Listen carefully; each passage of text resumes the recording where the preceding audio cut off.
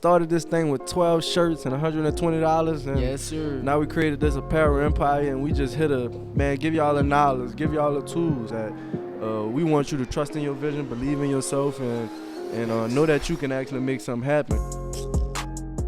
Man, how y'all doing? It's Marlon, Wise, Nicholas, Clark, Sharod, Jay, and Tory. And we are on the WRLDINVSN podcast, number 6, but we in the God Is Dope factory. So this is a special one right here. Yes. And we just want to shout out everybody at home. Thank you for supporting both brands, all 3 brands, and just believing in your vision and believing in your mission, and just trusting that whatever you got going, it can actually work for you. And we have great examples up here today. That's, we stuck with what we believed in, and we saw our way through. And we just want to give y'all a game on how to do it too, man. And once again, just like I said, shout out to everybody back home.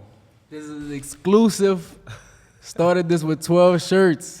We going up. We going up. $120. Appreciate y'all so much for just supporting us, supporting our brands. Thank you again. Make sure y'all subscribe, hit that like button, and comment on this video. Right now. Right now. Don't wait.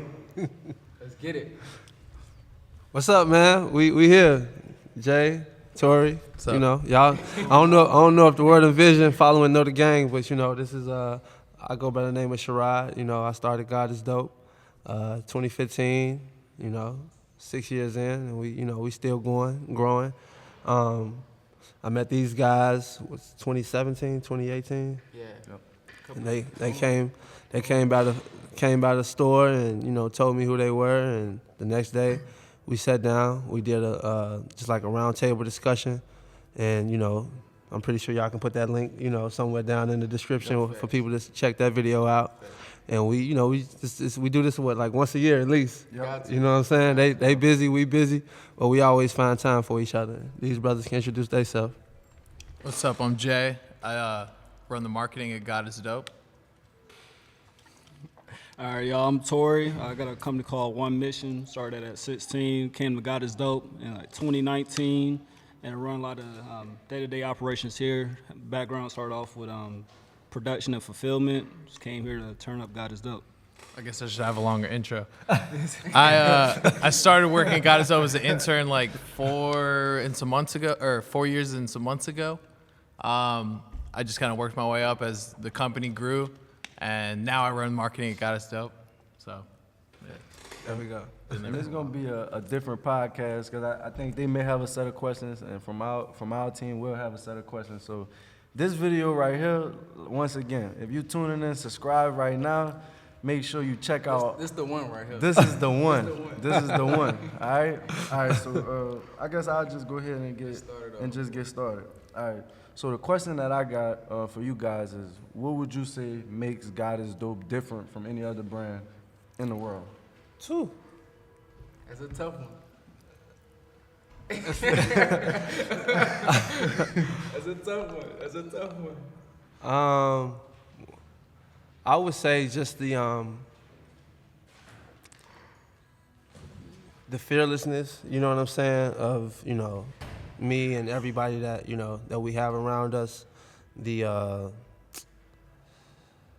Cause when you think about brands, I don't want to necessarily talk about, like, when you say what makes us different, I don't want to talk about the designs or things like that. It's really about like what's going on behind the scenes, you know what I'm saying? So it's really just about the fearlessness, you know what I'm saying? Like putting everything on the line, work ethic, you know what I'm saying?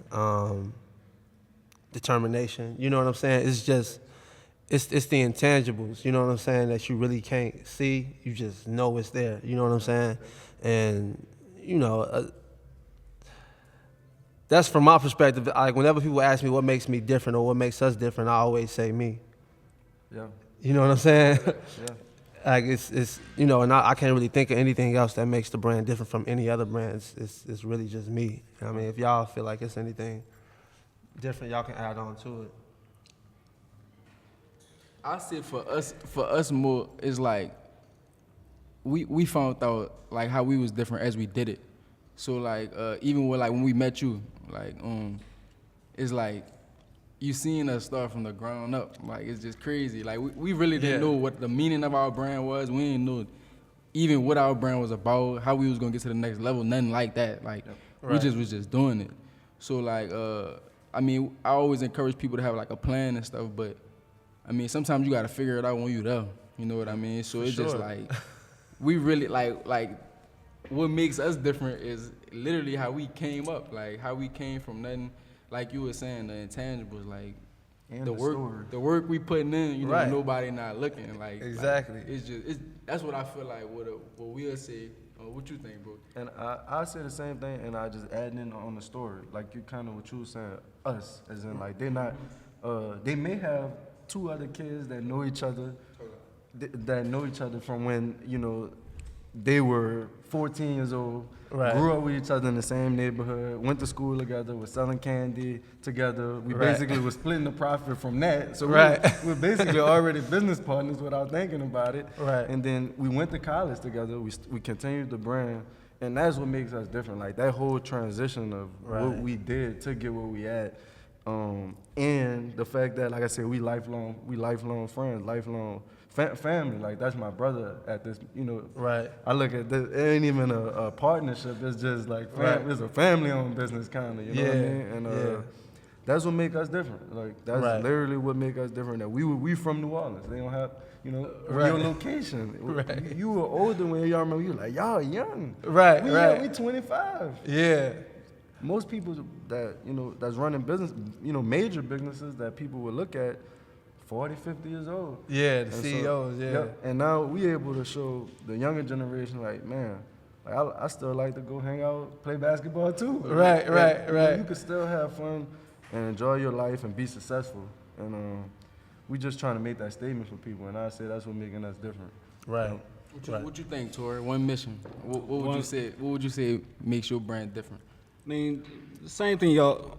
Kind of what y'all saying, just the whole story of like everybody here got a different story of how they started their brands and like how they got to this point. And, like my story of being 16, starting my brand in high school, to going to the malls, to like stop doing my brand to focus on God Is Dope, to going back and like balancing both. It's like it started off with that story of like how I got from that point to this point. And like I'll say for me, it's like with the whole like one mission story is like being on that journey, being on that mission. Like most people try to say, all right, if I do this, then I'm gonna be here. But it's like my plans on how to achieve my goals. I always knew I'd be successful, but it's like I couldn't tell you that this was gonna happen at all. Like none of the steps. Like for me, even being in the mall, like for me being like kind of mostly introvert, like somebody telling me you're gonna be in 2 mall locations and gotta sell your brand in person like that. Like, yo, you crazy. Then somebody tell me like, oh, you gotta go work for another brand. For me at this point, it'd be 2 years in May. Like, you gotta go work for this other brand for 2 years and not do your brand like that. And like, you crazy. And then it's like, all right, now you gotta run this brand and start yourself back up. It's like, just the whole, like the whole time I ain't overthink it though. I think that's what most people do. They overthink stuff. For me, I'm like, all right, I'm just straight to the point. I'm like, all right, this is where I'm at. This is how I could make this happen in this situation and let me keep going. Like, that's the whole story, like one mission. It's like, yeah, you got this goal, you got this end goal, you got in mind, but how you get there is like, you just never know. It's life. I like that, bro. I agree.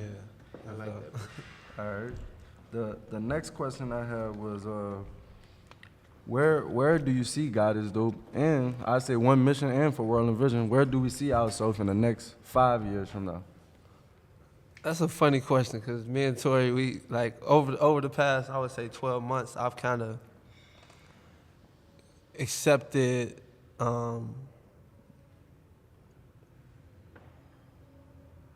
not growing at the once rapid pace that we once grew, and focusing on like peace of mind and just being who we are in the most efficient way possible. You know what I'm saying? Like, how can we be us? Like, what we are, because in the past, we would always try to double our revenue, triple our revenue, and quadruple it. And we would always have this feeling of failure whenever we didn't reach these specific goals that we had in mind to reach. But when we look back on those months, those was great months. You know what I'm saying? Like, we may want to do $3 million in 1 month, but we did 2.8, and we'd be like, dang, you know what I'm saying? Like, what we got to do different? And it was consistent, like, over and over, like, we got it. And it was just a bunch of stress and feeling of defeat. And until I was just like, bro, what can we do in our sleep? Like, what do we know we going to do regardless? And we figured out that number. And we was just like, that's the number. Let's just do that and get everything tight. You know what I'm saying? Let's get the fulfillment tight. Let's get customer service tight. Let's get the content super tight. And then once we get it there, we know all we have to do is, if we want to go 50%, let's just add 50%. You know what I'm saying? Staff, or if we want to double it, let's just add another 100% on top of that. You know what I'm saying? Whatever we're doing, once it's already tight.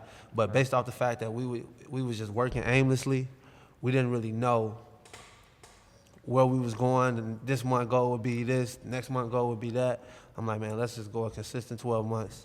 At a consistent pace. Yeah, at a consistent pace. And Tory over here, he don't see it that way. You know what I'm saying? And it's about kind of finding a middle ground. You know what I'm saying? Because he know what we can do. I know what we can do too.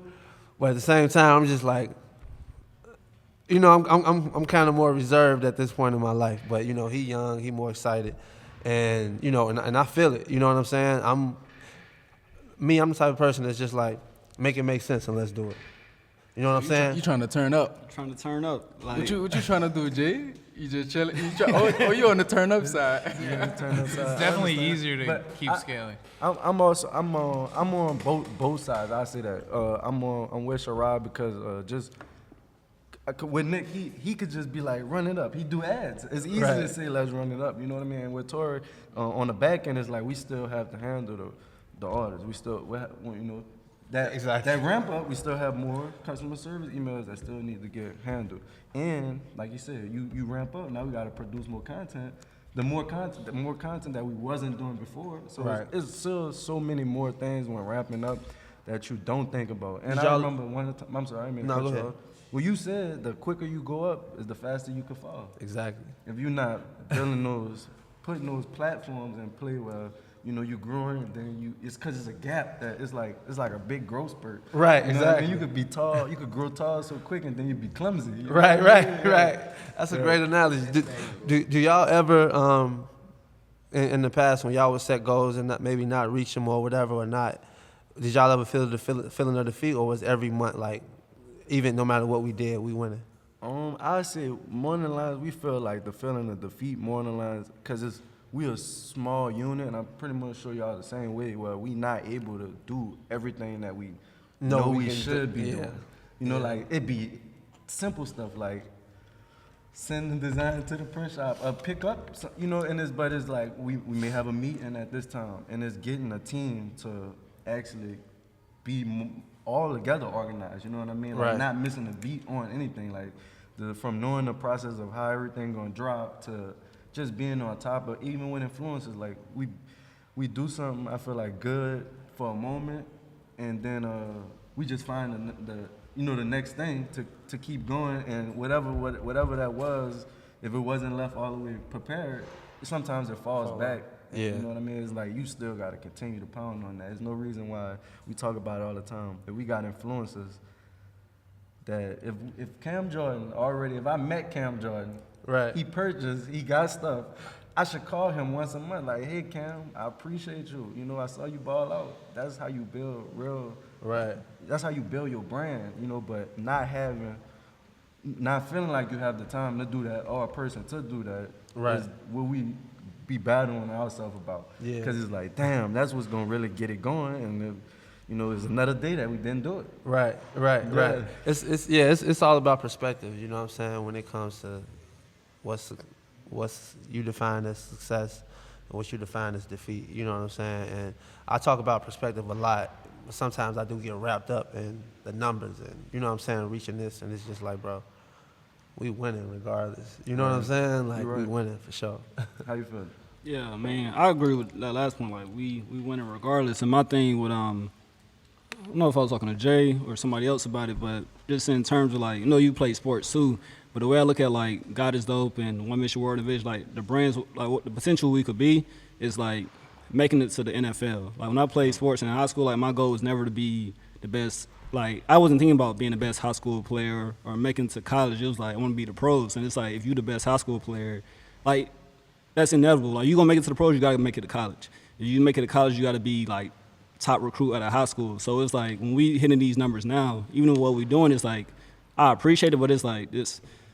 It's like I'm cool. Like it's like that's not the goal to me. It's like it's not to just do this. It's like this gonna happen anyway because this is the goal.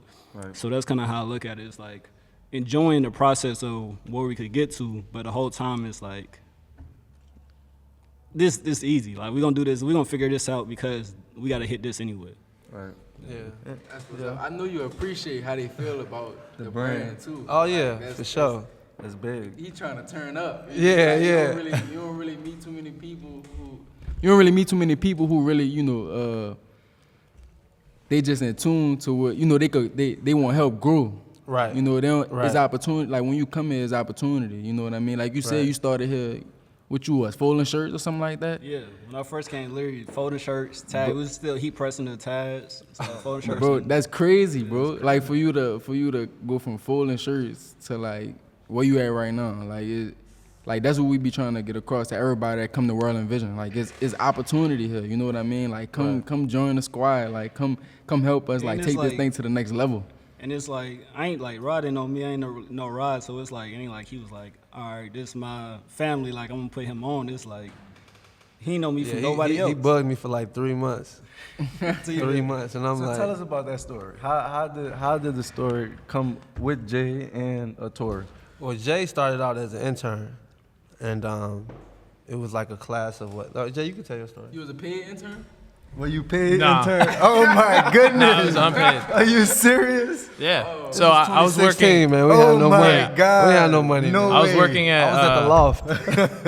That was my factory. No, I was before the loft. Oh yeah, we was working at the back of the store. That was our factory. Like probably the size of this table was like where we was making stuff, everything. I was working at Adidas, and I needed to get an intern for school anyway, like an internship for school anyways. And so I had seen like they had posted the internship, like I'd seen the brand on Edgewood, and I just applied for it just to do something different. And even though it was unpaid, like this was college, so you know you could just get by. And I was like, okay, I'll just do this for a little bit, meet my requirement, and then get a job, like back paid again. And then I did that, unpaid for I think like maybe 2 months, 2 to 3 months. And then I got a job offer from Monster Energy Drinks to do like marketing for them, and it was like $17 an hour. Like it was like pretty straight for college.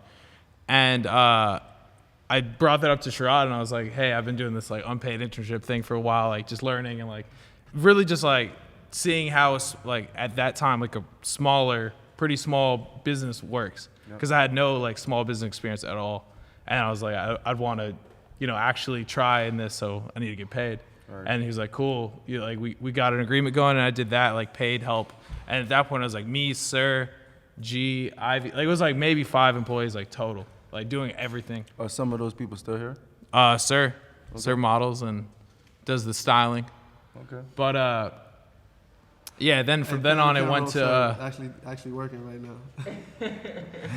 it went to I did that for like a year, just like working, and we just did like all the work together as a group, everyone folding shirts, pressing the shirts, like distressing hats, everything, right? And then I can imagine Jay distressing hats right now.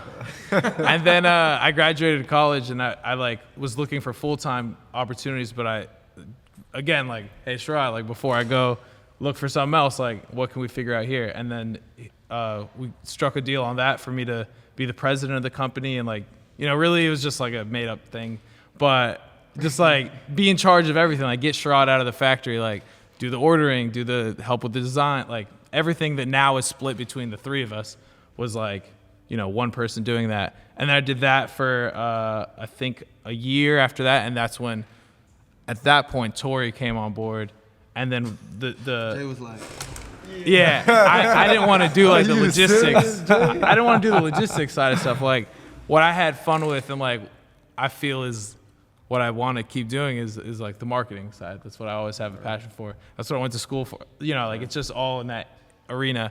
So we had tried with other people, like for me to hand off the logistics side, and it just wasn't working out. Then Tory came in, you'll hear his side of the story. But once he figured that out, it was like, cool. Like Tory will do logistics and, more business management, and then I'll handle the marketing side of stuff. Yep. And that's when, we started getting into paid ads, and my side of responsibilities just grew. So it was like a good split there. Yep. It allow you to focus on one thing. Yeah. But one thing that's like 20 things, but like one major thing. I understand. Right. What about you, Tory? For me, so like I said, I was in the mall at Cumberland Perimeter for about 2 years. And I've been doing my brand since I was like 16, and I never like plan on ever giving up. But it was at one point where I was just tired of being in the malls. Like I was like, it gotta be. I was making good money, like paid off my student loan that last year I was there, and but it was just like a lot of like just a whole bunch of work. That was like I knew it's a better way. So I had did a one-on-one consultation with Rod, and you was there too, right? I think Rod and Jay at one point, and the moment for me was like I saw at the point God Is Dope. Like he was showing me his Shopify thing. Like the day I was at like 200, like in the mall, like people selling. He was at 2,000. I'm like, all right, they at 10 times where I'm at, and they doing this online. So at that point, it was a lot of stuff that happened in the mall at the time, but I ended up leaving there, and I was like, I'm just gonna work for God Is Dope for 30 days and like just kind of figure out like how they doing the online space, and then from there like we'll go back doing my brand. And then it was like me and Rod, we talked a lot, just like going. Like I used to work at the factory at that time. It was like 10 to 6, and then we'll go to Edgewood and like sell stuff all night, and then like Bodie, he was like the only person doing fulfillment at the time. I noticed that he'll come in at 12, and then like he'll still be there when I was like everybody leaving. I'm like, yo, what is he doing? Because at the time that's how I was folding shirts, maybe learn how to screen print.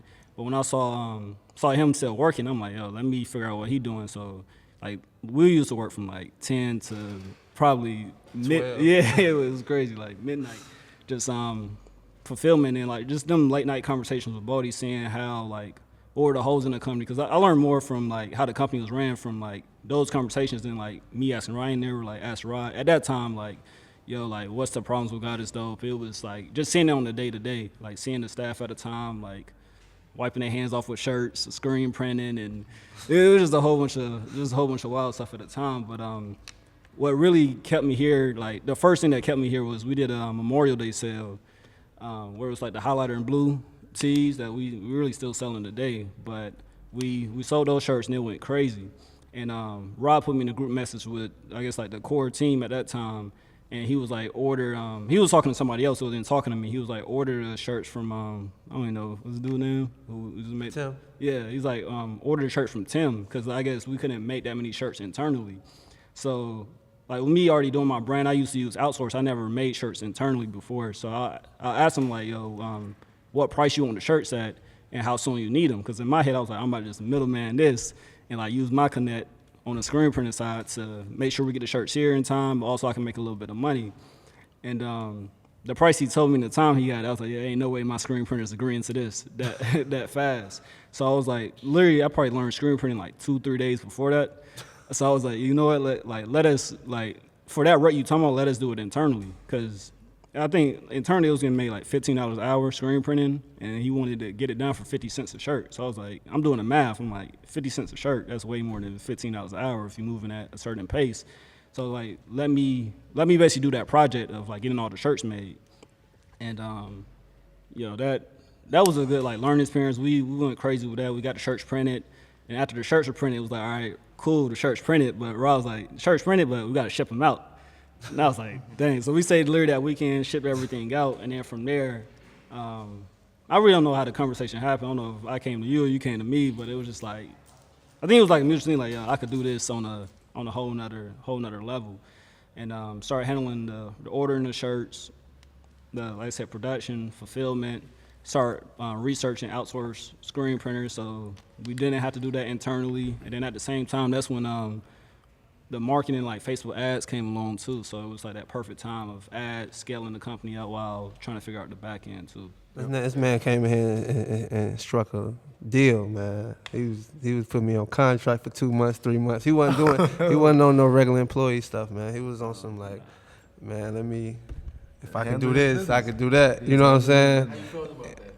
I was loving it because it reminded me of me. You know what I'm saying? Like whenever I would go work for a company, well, really, like I probably worked for like 2 companies. One was hourly, and then the next one was like incentive based. I would always think outside the box. Like I would see how everybody else was making money, and I would see how I can infiltrate. You know what I'm saying? Like, all right, y'all cool with that. Let me figure out how I can grow way beyond what the owner even thinking about growing.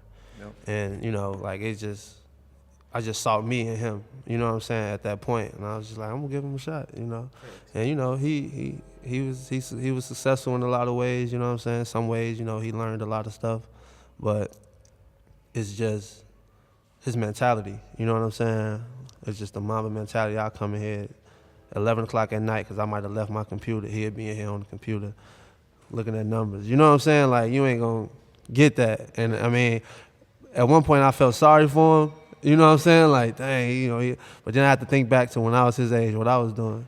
Same thing. You know what I'm saying? So I always be like, bro, you going to be straight. You know what I'm saying? Like, when I was your age, I was the same thing. I don't know if too many people know, but our first jobs was at the movie theaters. We worked at AMC, bro. We made popcorn, nachos, and we took tickets. And we snuck. We made extra food. I hope We snuck in AMC the don't back. see this. Snuck in the back and We used to eat food on the job, bro. Real talk. We used to eat food on the job. And boy, Marlon used to go to football practice. I had got the job first, and I was like, Marlon, you want to come work? It's easy money, bro. Just make popcorn. You getting paid $7.25. Come through, like come do this. It's fun too. That boy used to come after football practice. Come work. Basketball practice. Come work. And we used to really think we was running it up. Like we had the brand and stuff, but we was like, man, we getting paid $7.25 an hour. I had wanted them. The whole time I was like, man, I want a Mac. My goal was to get a MacBook computer, bro. I was like, I want a MacBook computer. I wound up saving up $100 every check. I had left that summer because that's when I had went to Tech. So you go early. You go when you report, you know, to college early for football. You go during that summer. So I had went to school for the summer and was, you know, training and doing school. And Nick was still down there in New Orleans, just like I'm working every day. He's like, I'm working every day. I'm like, ooh, $300 check. No, I got the funny story though. So the funny story is how he quit his job. Oh, So it was me again. Like I said, I was already out of town. I'm like, bruh, you come into Tech, just come on now. Like, let's go, come on. You know what I'm saying? He like, I'm working. He had enough of the Mac computer at that point. He was like, you right, son. You right. He like, I'm not going back. I was like, all right, so you gonna call him and tell him? He said no. He just never showed back up. And then the funny thing is, we went back a month later, and you know, we just walk in the movies and go for free now. And it was like, hey Nick, you know, like everything was like, it was like you could at least called and told us. It was just crazy. This man didn't show up to the job. He just Have y'all had that before though? What? Yeah, I know. I don't like quitting on people, bro. I hate quitting. I don't quit. Like when I do something, I do not like. I just couldn't do it. I was making so much money doing designs too, and I was telling them that. They was like, don't leave. You can still make money here. Like, don't leave. Them boys wanted to put me on a schedule for a whole week. I was like, I'm just not gonna show up, bro. They was calling me and everything. I just never showed up ever. Like I was scared to even go watch a movie. I thought they was gonna be like, why you ain't come back? That's how I did at the Waffle House when I was up there. Oh man. Hey, but let's get into my next question would be, what does the hiring and firing process look like at God Is Dope? You want to talk about that? At one point, it wasn't no firing process. It's just the wild, wild west. But Yeah, I mean, at this point now, depending on the needs of the company, we'll just put a job posting on Indeed. We'll have a certain time where they gotta be here it's mostly 9 a.m. Open interviews for that position. If they late, we just turn them around off rip. But for the warehouse, that's the job we hire for the most. Like 90% of the staff. I have Marquise and Bodie, the warehouse managers, interview them. We got training videos that I recorded. Not training video, orientation videos, like just welcome to God Is Dope. This is what the job looked like. They'll watch that video, and then they'll kind of get a tour of the whole warehouse and everything. And like for the most part, we give everybody a chance, at least off rep. If you could read, we give you a chance to come work here. Then we have like a 2-week training process where they'll fold shirts, like our whole business based on performance. So they have to basically be on that pace throughout their time of being here, but being on pace, showing up on time. It's just like basically the job. Like if you, over those 2 weeks, if you can't do the job, we're not going to have you continue to work here. If you can do the job, then we'll have you stay here. And then the only way to really get fired here is if you really messing up a whole bunch of orders. Like, and not even a whole bunch, you messing up orders, to be honest. So we have a system now where it shows you, like we'll have a reporting system where it shows how many orders you personally shipped out in that week. And then it's a formula where it's like if you ship over a certain amount, then like you'll have a meeting with the managers, and then from there, if orders keep coming up wrong, then you can't work here. Right. Other than that, the only other way, which probably only happened like once or twice, is if you make it under a certain amount of money. It's like this time last year we was paying people $8 an hour, but with a pay by performance, the average of the warehouse like 14. But you can't continue to work here if you make under $12 an hour. So it's kind of those things where it's like even though it's their money, we don't even want you around us if you're not making at least 12. So y'all still do the pay by performance? Yeah, like literally the whole company ran off of that. Okay. That's what's up. Yeah. I say for us, our hiring process is kind of similar to the same. We put out signs, so that's something that we use. Like because we was like, I see all these signs for rent. Every time I wanted to rent a house, I seen, for rent, let me check out this house. So we did the same thing with hiring. We put out signs that's like, we paying $10 an hour, join the team, and contact this number. And that worked. It really worked like crazy, you know, putting it on the actual college campuses and stuff, people walking past it brought in a lot of people. So, and we do, I want to say it's like a three-step hiring process where you go through the first interview, which just our regular HQ manager, was, you know, just basic questions, just trying to, figure out the person, figure out what they like to do, why they want to be a part. Do they know anything about the company? You know, maybe tell us about your strengths, your weaknesses, just filling them out on that first rep. And then the second one is with like our general manager, so the one that's kind of, if she get okay, I'm comfortable. Because she said it was okay, you know what I mean? And so they go. Damn, they're like trying to get a job at Apple. How hard they be making it, bro. And then after that, we go through our, you know, like you said, 3-day to 2-week trial period, just depending on how good the person actually is doing. And I mean, like you said, one little slip, you know, you late, just let them go.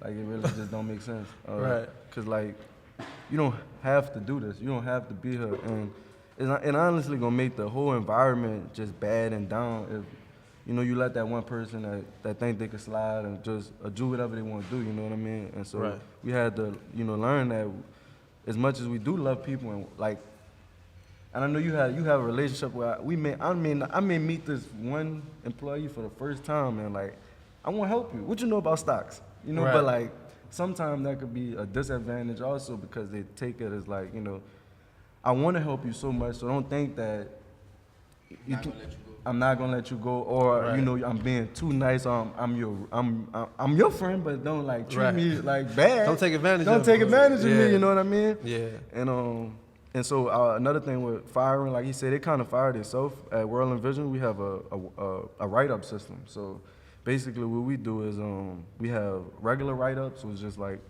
something. Let's just say. You came to shoes when you had slippers on. We don't allow slippers, so you may get a warning sheet. That'll be a warning. A write-up is more severe. So 3 write-ups, you get fired. 3 warnings, you get a write-up. And then we evaluate each team member every month. So we have our 2 managers where they meet with every team member and basically go over their performance. And if they have 2 write-ups or a write-up, they basically get put on probation. So we let you know that you on probation this month.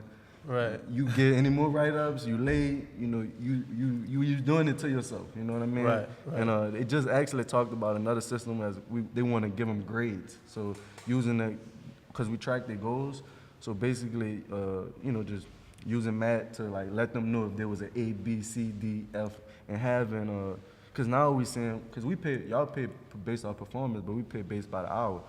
And we do want to do like a reward system. Like if you're an A, maybe you get $200 extra on your check. You know, we give cash apps to employees of the month. Yeah. So just thinking about ways to give those incentives and rewards to all just keep them, keep people going and motivated. As honestly.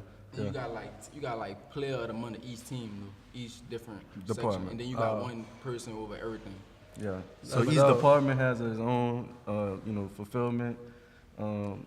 For the other month, employee of the month, customer service, overall team production, so that and then the overall person gets lunch with us. So we buy, whatever y'all want hibachi, let's go. And then we get to sit down and talk to them, Funny thing is though, the person that's always the best always seems to go down the next month. But Like the curse. It's like, They take the month off. It's like the Madden curse. It's like the Madden curse, but it's gonna be all right But though. we did one time we gave somebody like a Delta, like $150, like go buy a plane ticket to go somewhere.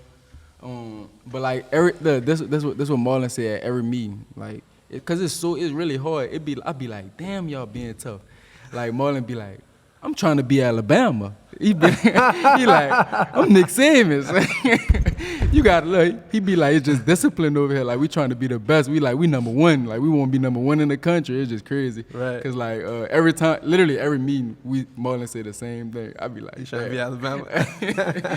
Like them kids, them kids going there to win. Like they're not going there, and if they not winning, like they, I seen Nick Saban. This would really turn me up. Like Alabama, I seen a video.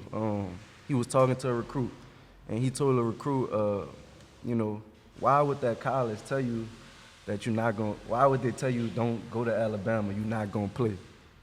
They're telling you right now that you're not better. You're not good enough to play over here. So come play over here. You know what I mean? Where you got a shot. Right. You know what I mean? They literally telling you ain't good enough. But Nick Saban, I'm calling you right now because I think you could play here. So I want you here. You know what I'm saying? Right. So that's the different mindset of it. Like, it's crazy. Like how them kids going there to go to the NFL. Like he said, like I'm trying to go to the league. I don't have nothing else on my mind but going to the league. Exactly. Yeah. So that's just the mindset we trying to get people over there with. Nah, that's dope. All right, I came prepared this time. I He came came prepared ready. this time. All right. So my next thing can I guess just one tip from each of you I guess can make this 3. So 3 tips on how to create a successful brand. What would be that one thing? So we'll have 3 tips from each one of you guys on what would you say to create a successful company or brand that you have to have. You want to Start start? off? Yeah, I would just say from day one, just systems, like developing those systems and always updating them. Like you, as you scaling, you're just gonna be constantly doing different things, but kind of like document that process so that way when you bring more people in, it's easy to train them. All right. I just had a conversation about this morning. My tip would be testing. Like always betting against yourself. Like if I think this product is gonna do well, like what good does it do to me to just sell this one thing or this variation of this thing or like advertise a certain way? If it's a 50% off, also put it out as a buy one get one.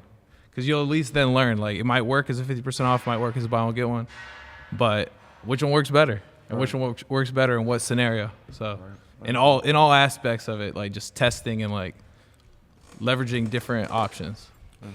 My thing is to just keep it simple from the start. You know what I'm saying? Like, don't overthink it.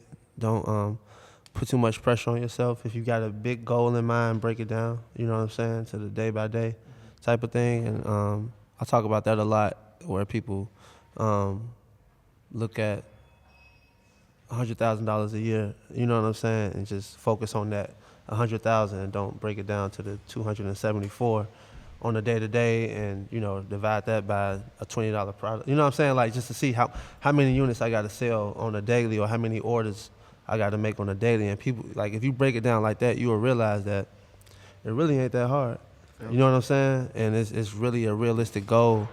I just think people get overwhelmed with the big numbers. So I would just say simplify everything, break everything down. Yep. And when you say brand, I'm speaking on like specifically T-shirt brands. So start with 1 to 2 shirts, max 3. You know what I'm saying? And just get that out there, like brand yourself. Don't focus on the money for the first 3 to 6 months. Just brand yourself, And I always tell y'all, if you can't give your shirt away, you can't sell it for $20. So just try to, you want to know from the beginning, is it the product or is it the price? Yep. you know. And then if your price is already low, close to nothing, and it still ain't selling, you know that's the product. So you don't gotta waste time trying to push that product if it ain't gonna sell. Yep. I say we'll have the 5 tips, so we'll close it off. My one to be remind yourself that you're gonna be a salesman, cause you selling your brand, you selling your company, you selling your mission, you selling your values, like you selling yourself. Ultimately, you selling relationships with people. Like business is gonna always be that. I think a lot of people when they start a business, I ask them, you did a pop-up shop yet? Like, have you like went out and sold it? Like, Right. you know what I mean? For sure. Like, have you hustled it? You Right. gonna have to get out there and push your company, push your brand, push your message if you want to become successful. So that'd be my one tip.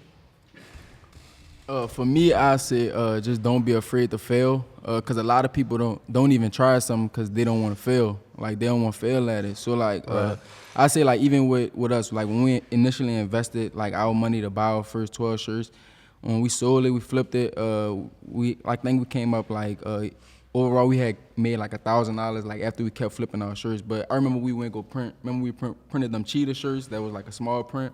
We wound up like investing like all our money we had in like I think it was like 50 shirts that like the print was like wrong on it. Small. Yeah. Small. In the wrong color. Yeah, and it's like, I mean, we was kids at the time, so us arguing with the print shop, they not playing them games. You know what I'm trying to say? They like it's Right. This is what we told y'all we was printing, and we printed it. So it's all on y'all. You know what I mean? So we really had lost it all again, and it's like, I mean, you either gonna quit or you gonna just, gonna get that money back and you gonna invest it again and you gonna do your thing. And like, so I just say like, we really failed a lot of times. Like it's even to this day, like it's things like what he's saying, testing. Like it's stuff that don't be working. It's stuff that go crazy. You know what I mean? Yeah. But it ain't like, it's like you really learning from that. Like keep learning. You never, like you always a student of the game. Like, you know what I'm saying? So just always just be willing to just learn and just grow from your mistakes. That's what I really say. That's what's up. I guess we're going back to the question. I like. I wanted to add some real quick because I didn't get to talk about it when Sharod was talking about perspective and stuff, and it can kind of piggyback onto that. Like when you look at day-to-days or like small scale, like time constraints, you can have up days, down days, and you mentioned stocks, so I know you like get this right. But if you zoom out, like, and you stop looking at like 4-day periods, 3-day periods, a week, and you zoom out and look at a month, then 3 months, then the whole year. As long as that line is going up, it doesn't matter if you had 2 down days in a row, a whole down week, a whole down month. It's gonna have its trend, and it's just upward trend. And like, also this morning I saw something that was like slow motion's better than no motion. Yep. Like just being able to, okay, it wasn't as good as we thought. The test didn't go as planned, but we did something. We had some action. Bro, look, these last few months, really, stock market was up. We was in the office doing the money dance, real talk. Man, next week, I'm like, Marlon, I'm about to sell everything. I'm about to sell everything. The next week after that, we really doing the money dance again. So at this point, I don't even worry about it, bro. I just let it just do its thing. That's funny. Just gotta let it do its thing. All right. So my next question is, Probably like the last one. and I guess how long have we been? What that is? We got to. All right. Is it? We, I feel like 2 2 more? hours. All right. So what's the what has been the process with the new warehouse, and what are the plans for that space? The new warehouse, we initially bought it in December of 2020, and this was like months and months after us, thinking we found the perfect warehouse, and it not going through. Somebody might have put a contract on it, us looking at land, you know what I'm saying, and it not being in a perfect spot. And then my real estate agent, Nolan, he hit me. He was like, I think I got the perfect spot for you. And he was like, it's 6 minutes away from here. And when I heard that, like, for my price range to be in the city, you know what I'm saying, 6 minutes from here, like we in the West End, which is not too far from the city. I was like, let me see what's up. Even if it's just land, I'm willing to look at it. So we went over there. He showed me, and he told me it used to be the the place where the Revolt Summit was, Afro Punk, Milk and Cookies Festival, you know, all type of festivals and stuff. And it used to be like an event space, and it was just basically wide open, you know. And you know, they was walking me around, and the real estate agent, I guess, I don't know if he was supposed to say the price or wasn't supposed to say it, but in my head, it was 2 times what he was finna say. But when he said like 2.5, 2.6, I'm like, what? You know what I'm saying? So I'm like, bro, let's jump on this today.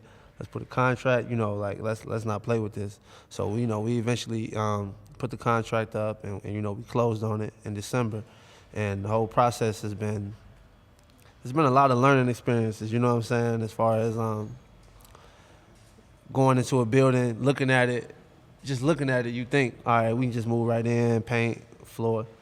Nah, it's like the roof needed to be replaced. It was leaks all over it. Insulation, you know what I'm saying? Like when it's an event, people only in there for 2 hours. They don't care how hot or how cold it is, they in and out. When you got people coming in every day, it's a sense of comfortability that, you know, that they need, you know, that building didn't really provide. So it was just so much, you know, extra stuff we had to put into it outside of the money I paid for it. I had to put, you know, another close to $1 million into it just to make sure, you know, it's comfortable and up to code, and, you know, like just all type of stuff that, you know, you don't really think about. But, you know, the end goal is going to be, you know, what we want ultimately. And, you know, I'm adding on a container marketplace for black-owned businesses, just to, you know, sell, market their products, and, you know, just give them a chance to, you know, initially I thought about it being all clothing brands, but then I'm like, nah, I can make it, you know, I can make it whatever. And the more and more we started working on it, the more it just became a multi-use part, you know what I'm saying, from a venue for performances, comedy shows, workout, yoga, whatever, you know what I'm saying? It's just something we can do for the kids, you know what I'm saying? It's just so much stuff that can go on over there. And, you know, the Mechanicsville is such an underserved community. You know, I want to give back, you know, to the community and let the kids come in, learn some stuff, play, you know, just put on events and stuff like that, even for the adults, you know, because it starts with the mindset of the parents, you know what I'm saying, before it can trickle down to the kids. So I just want to offer different stuff like that for the community, and just, you know, just become a part of the community and just give back in that way. That's what's up. Yep. I mean, I love it. I guess we could talk about we also have some good news too. We haven't, I guess, officially announced it, but we are in the works of building our own headquarters too in Ruston. And Congratulations on that. Appreciate it. And it's literally 1 minute away from where we at right now. So, oh, for real? Yeah, it's like literally just like on the other side. So we'll literally get to ride past it every day, watch it get built. So right now we just the city has, you know, donated us some land, and we just gonna build on it. They love y'all, man. Y'all want to talk about that? Shout out to Ruston. We love you, baby. We love you. But yeah, and like you said, we were talking about it earlier. We want a place to call home, to actually, you know, put our feet in the sand and say this is where we really want to grow, where we want to be. Once again, like you said, being a, you know, employer in that community. They literally just invested $300 million right across the street from us in a complex. Wow. So, and the UPS distribution is right next door to us. So with, you know, getting things from overseas and stuff, that'll be a lot easier. And their plans is to actually build an industrial park. We'll just be that, you know, that first business that's going in that area. And so it'll be a lot of development for Ruston. And just trying to get those, you know, Louisiana Tech students, Grambling students, ULM students to graduate and stay in Ruston and build up that community. Oh, wait, so what, Grambling is in Ruston? No, it was in Grambling, but it's 5 minutes from Ruston. Oh, that's it? Yeah. Oh, that's dope. Yeah, so we fairly close. And that's been our real big project that we've been working on. And it's gonna be crazy to like see, and like we talk about all the time, just, you know, we just a little bit younger. So like for us, we just having fun. We just doing what we do. You know, for other people, it's a big thing. You know what I mean? But like it haven't really like hit us yet. Yeah. We just doing what we do. Like this was meant to be. Like right. You said, you know what I mean? Like we looked at it like we were meant to be successful. Yeah, we was talking yesterday at the new factory, and you was just, I could just see it on your face. You like, man, I'm just so thankful, bro. You know what I'm saying? Like, talk about how you know, with your moms and everything like that. It's just, and it feels good for me to, you know, just for you to feel like that, because, you know, like I be feeling the same way, and just to look at you and see how happy you are, and, you know, just, you know, how the right perspective. Not like, dang, man, you know, it's too much work. It's this. It's like, man, nah, bro. I'm thankful for everything. This is what we asked for. Yep. It's definitely what we asked for. So I guess I got one more question and we can wrap it up. All right.